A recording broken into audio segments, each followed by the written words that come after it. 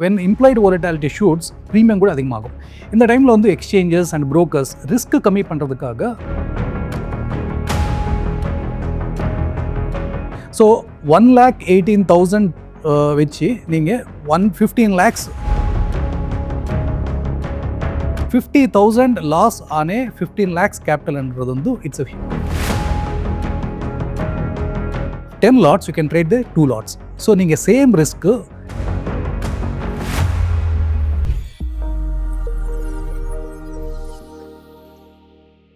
Zebu நேயர்களுக்கு வணக்கம். Option selling சேஃப்னு சொல்றாங்க.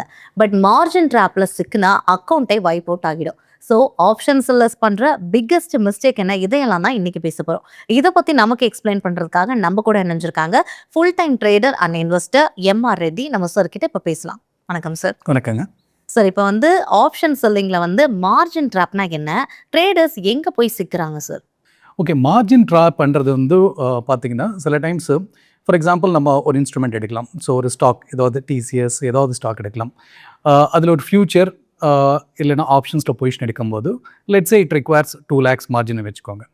என்ன ஆகுமானா there are two or three different types of a margin drop.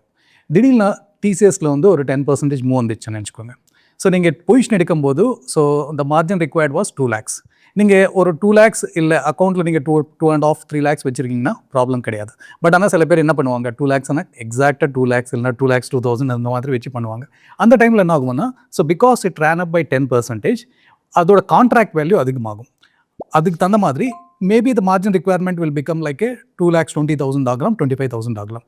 இந்த மாதிரி டைமில் நீங்கள் கரெக்டான மார்ஜின் நீங்கள் மெயின்டைன் பண்ணலைன்னா brokers வந்து they don't have any other choice apart from squaring off the positions. ஓகேங்களா? ஸோ அப்போ என்ன ஆகும், அந்த டைமில் ஸ்கொயர் ஆஃப் பண்ணும்போது உங்கள் பொசிஷன் ப்ராஃபிட்டில் இருக்கலாம் இல்லை லாஸில் கூட இருக்கலாம். So it is not a decide outcome. So இதை அவாய்ட் பண்ணுறதுக்கு எப்போவுமே வந்து மார்ஜின் வந்து உங்களுக்கு 2 lakhs தேவைப்படும்னா 2,20,000 25,000 நீங்கள் வச்சிங்கன்னா இந்த மாதிரி ப்ராப்ளம் வராது. செகண்ட் என்னென்னா இது ஒரு டிஃப்ரெண்ட்டான மார்ஜின் ட்ராப். சில டைம்ஸ் என்ன ஆகும்னா ரீசெண்டாக நம்ம இப்போது ஈரான் யூஎஸ் அந்த கான்ஃப்ளிக்ட் பார்க்குறோம். இந்த மாதிரி டைமில் என்ன ஆகும்னா இம்ப்ளைடு volatility ரொம்ப அதிகமாகும். So when implied volatility shoots premium கூட அதிகமாகும். இந்த டைமில் வந்து எக்ஸ்சேஞ்சஸ் அண்ட் brokers ரிஸ்க் கம்மி பண்ணுறதுக்காக so for example 5 lakhs margin தேவைப்படும்னா நீங்கள் ஒரு பொசிஷன் எடுக்கிறீங்கன்னா அது 5 lakhs மார்ஜின் இனிஷியலாக தேவைப்படும்னு வச்சுக்கோங்க. பட் ஆனால் இந்த ரிஸ்க் மேனேஜ் பண்ணுறதுக்கு exchanges May increase it to 6 lakhs 6.5 lakhs. இந்த மாதிரி டைமில் நீங்கள் if you have an opportunity to reduce the position size நீங்கள் ரெடியூஸ் பண்ணலாம். பட் ஆனால் நீங்கள் ஒரே லாட் எடுத்திருக்கீங்க, அதுக்குவே ஃபுல்லாக மார்ஜின் யூட்டிலைஸ் பண்ணியிருக்கீங்கன்னா அந்த மாதிரி டைமில் வந்து உங்களுக்கு ப்ராப்ளம் ஆகும். ஸோ அதனால் நீங்கள் இதெல்லாமே தெரிஞ்சு வச்சுக்கணும். ஸோ இந்த மாதிரி ப்ராப்ளம். தேர்ட் டைப் வெரி ஃப்ரீக்வெண்ட்டாக நடக்கிறது என்னென்னா I think recently people do not know. யூஸ்வலாக வந்து இதுக்கு முன்னாடி for example if you look at 1 year back so the margin required for taking a positions on expiry day non expiry டே ரெண்டுக்குமே ஒன்றா தான் இருந்துச்சு. பட் இப்போ வந்து ரீசெண்டாக ஒரு ஃபியூ மந்த்ஸ் பேக் செபி வந்து ஒரு நியூ ரூல் எடுத்துன்னு வந்திருக்காங்க. ஸோ நான் எக்ஸ்பைரினாலும் for example if margin requirement is 2.5 lakhs எக்ஸ்பைரினாலும் வந்து அதுக்கு மேலே ஒரு 10% அப்ராக்சிமேட்டாக நான் சொல்கிறேன் ஒரு 10% அதிகமாக சார்ஜ் பண்ணுவாங்க. ஸோ அப்போ என்ன ஸோ 2.5 lakhs வந்து பத்தாது. But if you have a sufficient money நீங்கள் ஓகே அந்த பொசிஷன் கேரி பண்ணலாம். பட் நெக்ஸ்ட் டே வந்து உங்கள்கிட்ட அந்த சஃபிஷியன்ட் மணி வந்து உங்கள் லெட்ஜர் பேலன்ஸில் இல்லைன்னா ஸோ கண்டிப்பாக ப்ரோக்கர் என்ன பண்ணுவாங்க, so they will give a margin call. அதுக்கப்புறம் வந்து உங்களுக்கு என்ன ஆகும், ஸோ மார்ஜின் க்ளோஸ் பண்ணும். So are you need to fund the more money. Okay sir. இப்போ வந்து அடுத்ததான் வந்து மார்ஜின் அவைலபிளாக இருக்கும்போது அதிக பொசிஷன் வந்து எடுக்கிறாங்க. ஸோ அந்த டைமில் அது எப்படி லாஸாக கன்வெர்ட் ஆகுது சார்? இதில் வந்து மெயின் பிரச்சனையே வந்து பொசிஷன் சைஸிங் தாங்க. ஸோ யூஸ்வலாக என்ன பண்ணுவாங்கன்னா ஃபார் எக்ஸாம்பிள் நம்ம ஒரு சின்ன எக்ஸாம்பிள் எடுக்கலாம், அப்போது ஈஸியாக புரியும். இப்போது Nifty for example it is trading around 24,000. ஓகேங்களா? ஸோ நிஃப்டி லாட் சைஸ் வந்து 65. ஸோ அது அது நீங்கள் மல்டிப்ளை பண்ணும்போது கான்ட்ராக்ட் சைஸ்ன்னு சொல்லுவாங்க. இது வந்து 15 lakhs 50,000 அந்த மாதிரி வரும். ஆனால் இந்த 15 lakhs 50,000 நீங்கள் ஒரு ஃபியூச்சரில் ஒரு பொசிஷன் எடுக்கணும்னா 1,80,000 தேவைப்படும். ஓகேங்களா? ஸோ 1,18,000 வச்சு நீங்கள் 15 lakhs ஓட கான்ட்ராக்ட் வேல்யூ எடுக்கலாம். This is not a leveraged. But ஆனால் ஃபியூச்சர்ஸில் வந்து நீங்கள் லெவரேஜ் எடுக்கலாம். ஃபார் எக்ஸாம்பிள் உங்கள்கிட்ட வந்து ஒரு 3 lakhs இருக்குன்னு நினச்சிக்கோங்க. ஓகே, நீங்கள் 3 lots எடுக்க முடியும். ஓகேங்களா? 15 lakhs இருக்குன்னு நினச்சிக்கோங்க, 15.5 lakhs நீங்கள் 8 lots எடுக்க முடியும். இங்கே தான் நிறைய பேர் தப்பு பண்ணுவாங்க. So just because you have a more capital or more margin available in your account it doesn't mean that you can take a full position. நீங்கள் உங்கள் ஸ்ட்ராட்டஜி படி உங்கள் ரிஸ்க் அவேர்னஸ் படி உங்களுக்கு எவ்வளோ ரிஸ்க் அப்படேட் எடுக்க முடியுமோ இதெல்லாம் வச்சு தான் நீங்கள் பொசிஷன் எடுக்கணும். You should not think that நான் நிறைய பொசிஷன் எடுக்கிறேன், நல்லா நல்லா குவான்டிட்டி ட்ரேட் பண்ண போகிறேன், அதனால நல்லா ப்ராஃபிட் பண்ண முடியுமானே.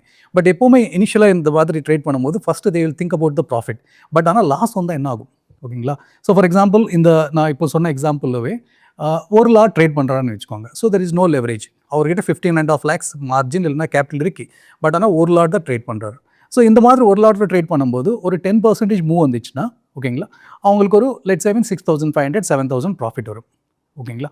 ஸோ அதே 8 லாட்ஸ் எடுத்திங்கன்னா ஸோ அவங்களுக்கு கிட்டத்தட்ட 50,000 ப்ராஃபிட் வரலாம். பட் நீங்கள் அதே லாஸ் வரும்போது 50,000 லாஸ் வரலாம். 50,000 லாஸ் ஆனே 15 lakhs கேபிட்டல்ன்றது வந்து இட்ஸ் அ ஹியூஜ் லாஸ், ஓகேங்களா? So this is why people should not do a mistake of taking a very big position just because they have a higher margin or capital available in that account. Okay sir, leverage வந்து option செல்லர்ஸ்க்கு அட்வான்டேஜா இல்லை வந்து அது ஒரு hidden ரிஸ்கா sir? So நான் வந்து இதில் வந்து it's advantage and disadvantage, but it depends on the what type of a trader you are and how experienced you are, and நீங்கள் அந்த லெவரேஜ் எப்படி யூஸ் பண்ணுற முடியும் அதில் தான் இருக்குது இதில் மெயினாக. ஸோ ஃபார் எக்ஸாம்பிள் நீங்கள் பார்த்தீங்கன்னா let's say you are experience trader. இப்போ இந்த டெரிவேட்டிவ்ஸ் ப்ராடக்ட்ஸ்ன்றது வந்து futures and options. So they give you the more leverage. அதாவது வந்து நீங்கள் ஒரு கேஷ் மார்க்கெட்டில் ஒரு 15 lakhs ஒரு பொசிஷன் தான் எடுக்கணும்னா இங்கே ஒரு 8 பொசிஷன்ஸ் எடுக்கலாம். பட் அதில் வந்து it's a double edge sword. So advantage இருக்குது, டிஸ்அட்வான்டேஜ் இருக்குது.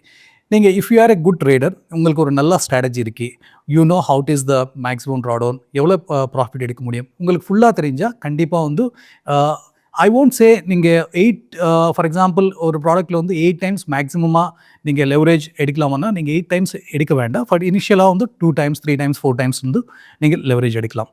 So it is definitely a good or bad. But the people especially who are not experienced, they are beginners in trading, அவங்களுக்கு வந்து இந்த மாதிரி தெரியாமல் ஃபுல் சைஸ் பொசிஷன் எடுத்துகிட்டு பண்ணாங்கன்னா so loss வரும்போது ரொம்ப ரொம்ப அதிகமாக வரும். ப்ளஸ் அது மட்டுமே இல்லை, ஸோ அந்த லாஸ் வரும்போது அவங்களுக்கு சைக்காலஜி அஃபெக்ட் ஆகும்.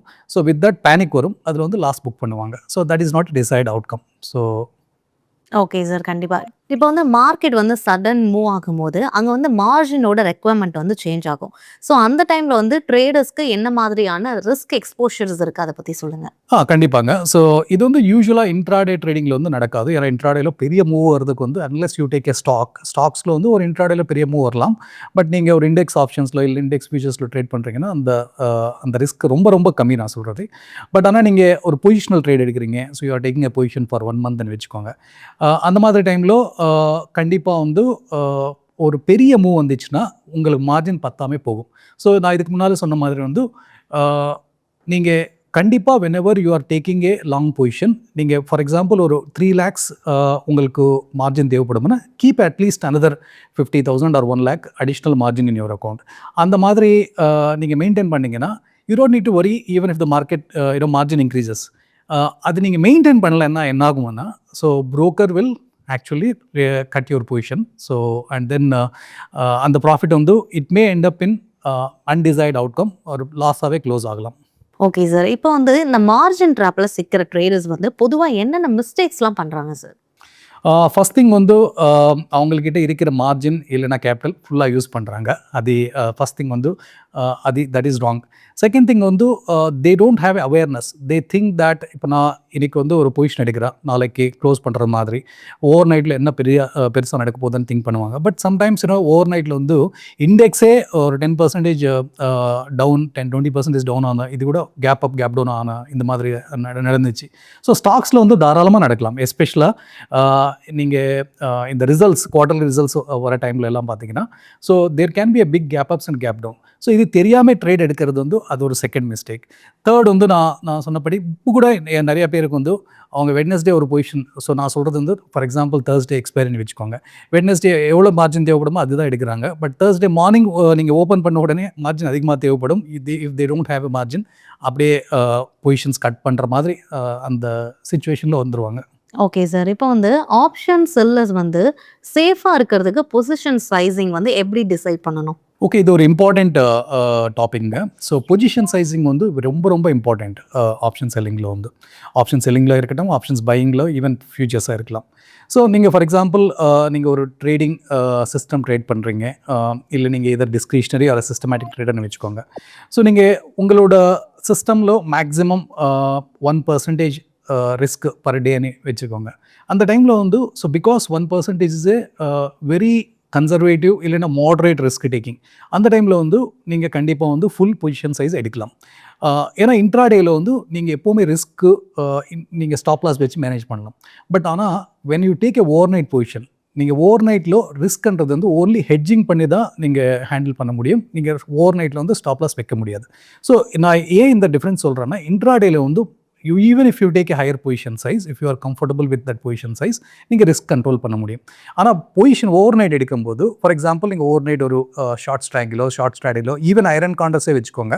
ஸோ அதில் வந்து maximum iron கான்ட்ரஸ் is head strategy. But ஆனால் நீங்கள் யூஸ்வலாக வந்து ஐரன் கான்ட்ரஸில் பார்த்தீங்கன்னா 8 to 10% ஓவர் நைட் பெரிய கேப் அப் இல்லை பெரிய கேப் டவுன் வந்தால் அதில் வந்து உங்களுக்கு லாஸ் வரலாம். ஸோ இந்த மாதிரி 10% லாஸ்ன்றது வந்து ரொம்ப it's a very big loss.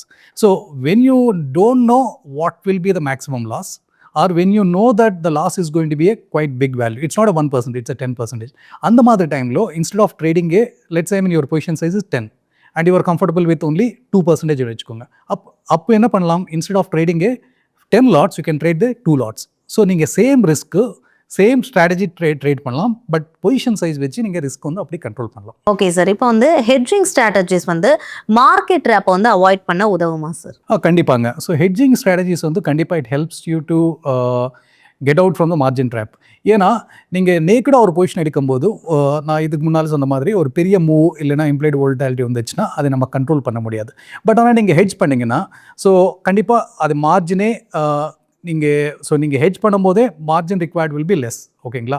So நீங்கள் ஹெட்ஜ் பண்ணுறனால so because even if the margin is increased, so இந்த ஹெட்ஜிங் வந்து உங்களுக்கு வந்து almost always keep it in a limit. ஏன்னா when you go for hedging strategy நீங்கள் லிமிட்டடாக இருக்கும்.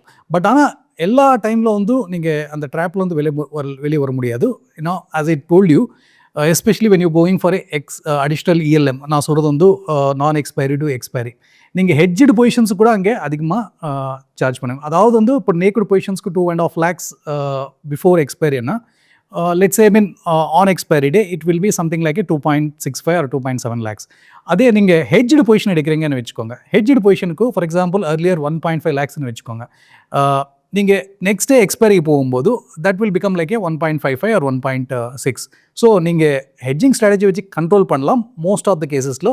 பட் ஆனால் சில சினாரியோஸ் நீங்கள் தெரிஞ்சு வச்சுக்கணும், அதுக்கு தகுந்த மாதிரி நீங்கள் அடிஷ்னலாக கொஞ்சம் கேபிட்டல் இருக்கணும். ஓகே சார், கண்டிப்பாக. இப்போ வந்து ஒரு கன்சிஸ்டண்ட்டான ஒரு ஆப்ஷன் செல்லராக வந்து மாறுறதுக்கு மார்ஜின் டிசிப்ளினில் என்னென்ன விஷயங்கள் நம்மளால் ஃபாலோ பண்ணணும், ஒரு சிம்பிளான ரூல் சொல்லுங்கள் சார். ஸோ ஒரு கன்சிஸ்டன்ட் ப்ராஃபிட்டபிள் ஆப்ஷன் செல்லர் இல்லை ஆப்ஷன் பையர் ஆகிறதுக்கு there are many qualities R required. But நம்ம மார்ஜின் பாயிண்ட் ஆஃப் வியூவில் பார்த்தீங்கன்னா, ஸோ மெயின் திங் வந்து பொசிஷன் சைஸிங் தாங்க. ஸோ நீங்கள் நிறைய பேர் இதே தான் தப்பு பண்ணுவாங்க. ஸோ மார்ஜின் அதிகமாக இருக்கிறனால they will take a higher position. So அவங்களுக்கு ரிஸ்க் எப்படி கண்ட்ரோல் பண்ணுறது தெரியாது, ஒரு பெரிய மூவ் வந்துச்சுன்னா பேனிக் ஆகிடுவாங்க. ஸோ அதில் வந்து லாஸ் வரலாம். ஸோ அதனால் நீங்கள் you should size your position in right way that suits your risk appetite and your personality. ஓகேங்களா?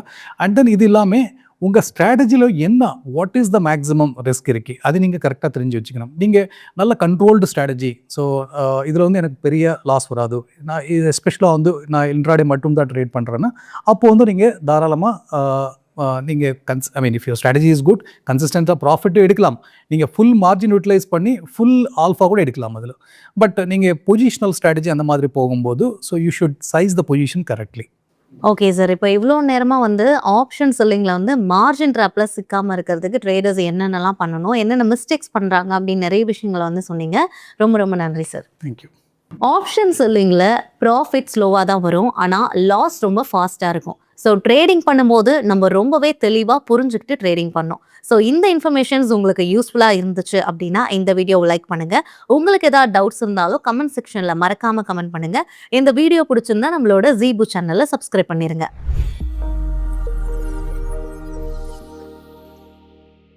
Investment in security markets are subject to market risk. Read all the related documents carefully before investing.